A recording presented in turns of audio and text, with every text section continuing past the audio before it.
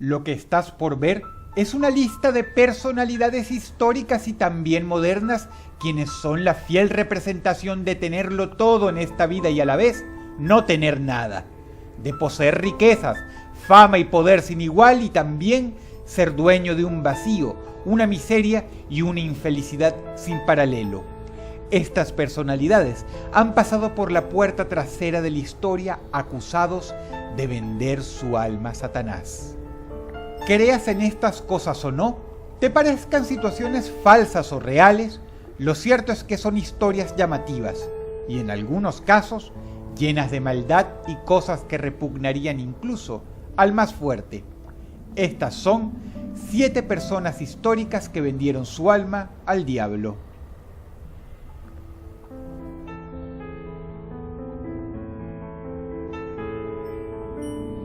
Número 7. Giuseppe Tartini fue quizá el mejor violinista de la historia y uno de los músicos más excelsos que jamás haya existido. Su talento ha vencido las barreras del tiempo para ser tenido entre los violinistas de la era moderna como un ejemplo de algo inalcanzable. Este hombre tenía un temperamento horrible. Se sabe que una vez, de joven, al escuchar tocar a alguien mejor que él, le dio un ataque de ira tal que lo obligó a huir de la ciudad donde residía para recluirse en las afueras y practicar en soledad por años, hasta aumentar considerablemente sus capacidades. Tartini era una persona que podía estar practicando hasta 12 horas por día sin parar, y que todo esto haya ocurrido en el siglo XVIII no quiere decir que la medicina era tan primitiva como para que los médicos no advirtieran que estas conductas traerían problemas graves a la salud del prodigio. Pero Giuseppe los ignoraba. Lo más importante de su vida no era ni su familia ni sus escasísimos amigos, sino alimentar su propio talento, lo que al parecer lo hacía un hombre con un carácter poderoso, que a decir verdad era más bien débil. Cuenta la leyenda que una de las pocas noches en que pudo dormir, a Tartini se le apareció el diablo, quien describió como un ser encantador. Él escribió lo siguiente: en un momento dado le di mi violín a Satanás y le pedí que interpretara alguna pieza. Mi asombro fue inmenso cuando lo escuché tocar, con increíble bravura e inteligencia, una sonata romántica. Fue tal mi maravilla y éxtasis que quedé pasmado y de manera violenta me desperté. En plena madrugada, Tartini intentó replicar con su violín la pieza exacta que supuestamente el diablo le había regalado. Esta obra se convirtió en el Trino del Diablo y es una de las composiciones antiguas más famosas de la historia y la que lo haría ser conocido por siglos. La estás escuchando ahora mismo. Era una pieza tan inusual, tan maravillosa, tan impecable, tan adelantada a su época y tenida en el mundo de la música como algo casi imposible de tocar con perfección, que lamentablemente, de la mano con una historia que quizá debió haber omitido, Tartini pasó a la posteridad como un músico que hizo un trato con el diablo, lo que debía ser el máximo, inigualable deseo de cualquier violinista. Tuvo otro punto flaco que el prodigio nunca imaginaría. Incluso en su lecho de muerte, se sabe que él lloraba diciendo que su trino del diablo era literalmente excremento comparada a la versión que le tocó Satanás aquella noche. Número 7. Número 6. Edward Alexander Crowley, conocido mejor como Aleister Crowley, quien tenía la reputación de ser el hombre más torcido que jamás vivió, es quizá el ocultista más célebre de la historia. Y lo extraño es que no es un personaje de la antigüedad, es alguien que vivió en el siglo XX y murió en el año 1947. Proveniente de una familia muy adinerada, Alexander quedó huérfano de niño y fue criado por 2 tías ultraconservadoras y católicas. Esto debió haber devenido en una crianza estricta que convirtiera al chico en alguien muy sobrio y serio, pero lo cierto es que desde niño fue tenido como un demonio. Escribía poesía erótica, era increíblemente morboso y su conducta aún hoy, más de 100 años después, sería considerada bastante escandalosa. Formó parte de numerosas sectas y grupos dedicados al esoterismo. Alcanzó un gran rango en todas y cada una de estas sociedades secretas. Era respetado y temido. Crowley se hizo famoso mundialmente como un hechicero temible y dedicó su vida a hacer todo lo que se supone Dios aborrecía: magia negra, rituales abominables, orgías, drogas, invocación de demonios terribles y, por supuesto, la adoración de numerosos seres del inframundo. Se ofreció al comunismo ruso para ayudarlos a destruir el cristianismo y escribió varios libros esotéricos. Tuvo una hija con una mujer, a las cuales abandonó de la manera más artera en medio de un viaje. A Aleister Crowley se le ha citado diciendo que el sacrificio humano es maravilloso para los rituales. De hecho, él dijo una vez: un niño es inocencia pura, es la víctima más apropiada para un ritual. ¿Cómo una persona así, que reconoció cometer tantas atrocidades y en una época tan estricta, donde este tipo de cosas era todavía más perseguida de lo que sería hoy, logró conseguir tanta fama, respeto por parte de grandes autoridades y dinero que precedió la fortuna de sus difuntos padres? Como un hombre de esas características vivía en una mansión tan grande, rodeado de lujos y protección que venía inclusive de algunas personalidades de su época? Muchos lo atribuyen a un pacto demoníaco.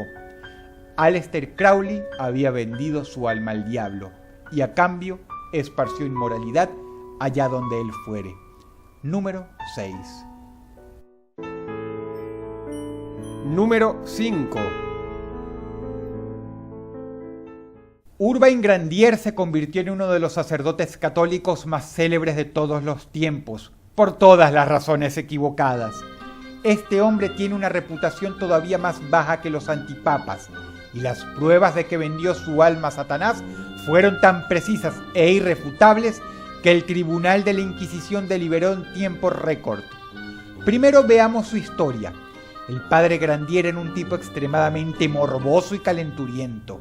Rompió sus votos del celibato no una, sino más veces de la que los dedos de las manos y de los pies de docenas de personas podrían contar. Y no solo eso, intentaba seducir a las monjas, y muchas de ellas afirmaron que él intentó embrujarlas para convertirlas en sus esclavas sexuales. Esto se supo porque al allanar su habitación encontraron varios objetos de brujería relacionadas a este tema. Pero aparte de tener un apetito sexual voraz, el padre Urbain Grandier también era alguien con ganas de grandes riquezas. Esto último se supo porque al revisar sus aposentos encontraron escondido un contrato escrito por su puño y letra donde básicamente afirmaba venderle su alma al diablo, firmado por él. Este contrato que estás viendo en pantalla todavía se conserva impecable en la Biblioteca Nacional de Francia. ¿Quieres saber un detalle terrible? La supuesta firma de Satanás está en el documento. Se piensa que habrá sido forjada por un nigromante de la época que ofició como intermediario entre él y el crédulo sacerdote. O, por otro lado, quién sabe. Aún a pesar de esto, el padre Grandier suena como alguien con quien quisieras tomarte una cerveza. Lamentablemente, lo quemaron en la hoguera. Número 5. Número 4.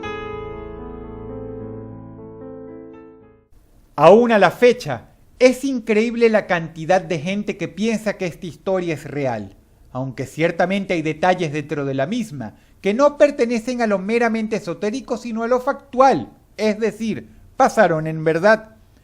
Robert Johnson es conocido por ser uno de los más, si no el más grande cantante de blues de toda la historia.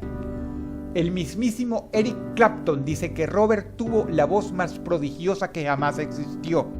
Antes de él, durante él y aún hoy, 75 años después de él, no ha habido ningún otro cantante de blues que se le asemeje. Su voz por sí misma está considerada como una de las más prodigiosas de toda la historia. Y por si lo anterior dicho fuera poco, hay otro detalle increíble. Robert Johnson también es tenido como un maestro incomparable de la guitarra. Se dice que su maestría sobre el instrumento era no maravillosa, sino ya de plano perfecta. No tenía par. ¿Y quieres saber algo más? Todo esto lo logró en su infancia y temprana adultez, pues Robert Johnson vivió solo hasta los 27 años. Es probable que su reputación haya sido mundialmente manchada con eso de que vendió su alma al diablo producto de la envidia de los demás. Pero hay detalles testimoniales curiosos, como que por ejemplo sus vecinos y peor aún, amigos, afirmaban que Robert de adolescente no solo era pésimo cantando, sino que de plano no sabía ni siquiera tocar la nota más simple usando la guitarra. Lo que hace, por más prodigioso que sea, que el tiempo requerido para llegar al nivel que llegó desde su adolescencia hasta su muerte sea casi imposible, más hablando de alguien que no recibió educación musical. El hecho de que a Robert le gustaba practicar su canto y su guitarra por la noche en un cementerio del poblado para que nadie lo molestara, no ayudó en nada a su leyenda.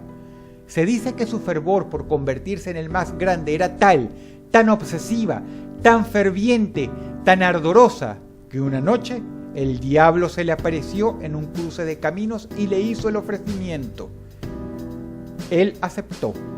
Acto seguido, Satanás le pidió su guitarra para afinarla y al entregársela, Robert era básicamente un músico completamente distinto.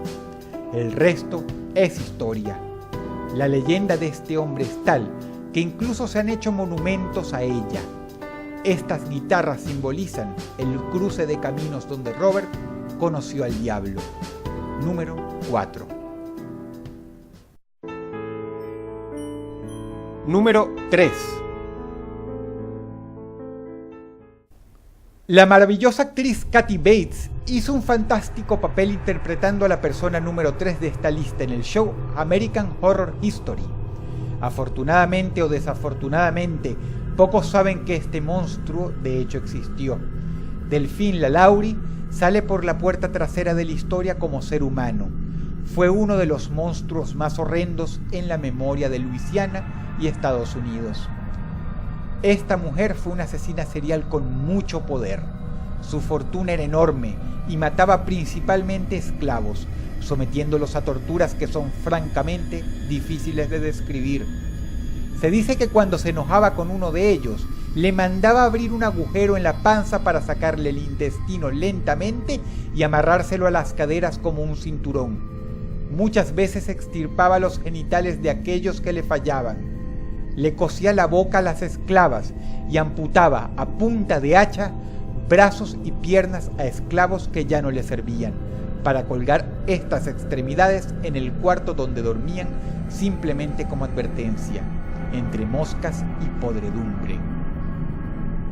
Una vez, una de sus esclavas, que tropezó en una fiesta de alta sociedad celebrada en su mansión, prefirió arrojarse desde lo alto de la misma antes que enfrentar el castigo de Madame LaLaurie.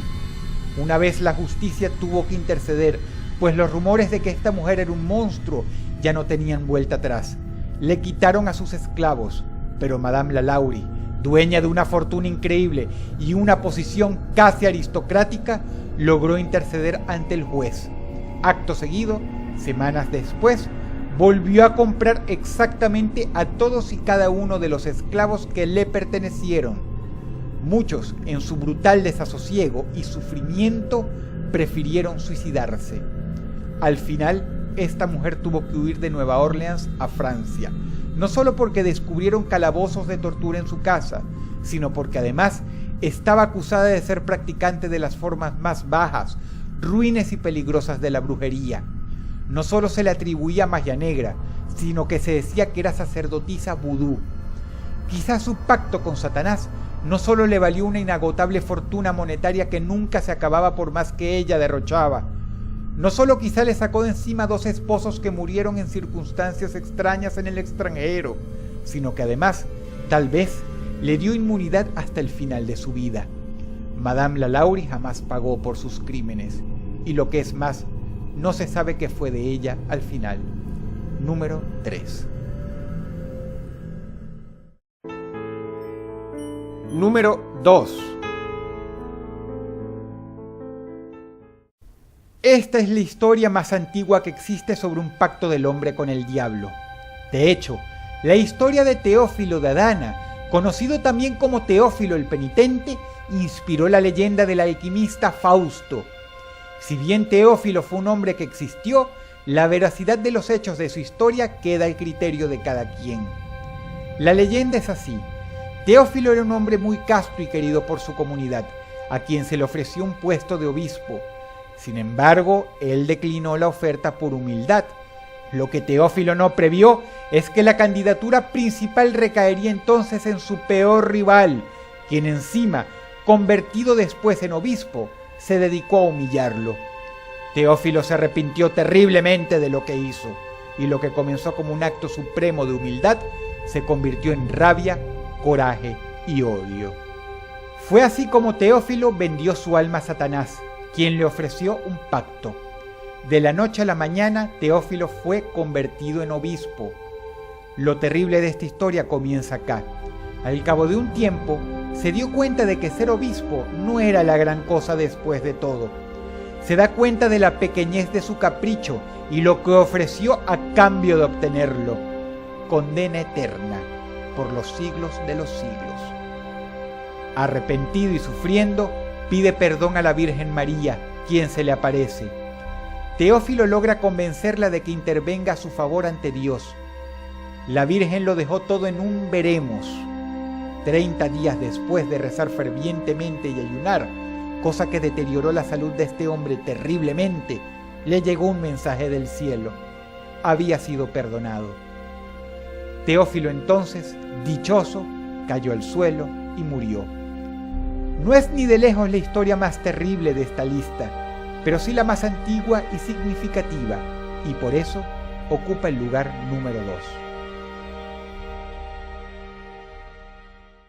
2. Número 1. Elizabeth Bathory es conocida como la mujer más malvada que jamás existió en la historia de la humanidad. Paralelo a ello, también ostenta el puesto de ser una de las asesinas seriales más prolíficas de todos los tiempos. Y por si lo anterior fuera poco para describirla como una invitada preferencial en el Museo de los más retorcidos y abominables horrores de la creación, esta mujer tenía raíces profundas con la magia negra, el ocultismo y la brujería. Su historia es fascinante. Se sabe que apoyada por sus lazos sanguíneos con la nobleza y su altísima posición aristocrática, asesinó a incontables niñas de las maneras más retorcidas, dándose baños de sangre y vísceras durante aquelarres atroces, mientras la víctima colgaba entre cadenas del techo con el estómago abierto. El apetito mortal de Elizabeth sobrepasó los límites de su castillo. Ella mandaba secuestrar jóvenes adolescentes en los poblados cercanos para traerlas a su monstruosa propiedad y drenarles sangre de las venas, que ella usaba como crema embellecedora y como bebida, pues creía que eso la rejuvenecía. Lo que poca gente sabe es que lo más fascinante de su historia no son las atrocidades que cometió, sino su entrada por la puerta grande de la magia negra. A la edad de 15 años, casada con un marido que estaba lejos peleando en una guerra y desprotegida por sus familiares, un sirviente de nombre Torco se ganó la confianza de ella y la introdujo al mundo de la hechicería. Pronto, a Elizabeth se le vería únicamente con este caballero, quien vestía siempre túnicas negras. En una carta ella escribió: Torco me enseñó un hermoso hechizo. Consigue una gallina negra, destrípala con un bastón, conserva la sangre y derrama un poco sobre tu enemigo sin que se dé cuenta. Obviamente Elizabeth se refería a una maldición atroz. Con el pasar de los años se hizo su propia corte, que no solo estaba conformada por Torco, sino por brujas, ocultistas y hechiceras de la peor calaña, entre ellas las célebres Dárbula y Dorotia Centes. Ellas fueron quienes le enseñaron muchos de estos rituales depravados. La misma Bathory, cuando era peinada por una sirvienta que le hizo daño, tomó su mano y clavó las uñas en la carne de ella con tal saña que al sacarle sangre y notar que un poco de ésta se derramaba sobre su dedo, sintió que la rejuvenecía. Ahí fue cuando empezó su idea de las duchas de sangre que llegó a matar a más de 50 vírgenes. Considero que Bathory vendió su alma al diablo, o al menos creía que lo hacía, por entregarse completamente a él por medio de rituales, que básicamente se celebraban todas las semanas en su castillo.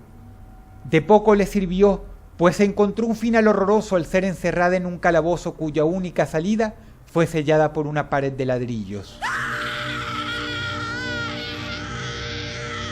Si el video te gustó, por favor dale pulgar arriba y compártelo. Eso me ayudaría mucho. Te habla Dodros y te deseo buenas noches.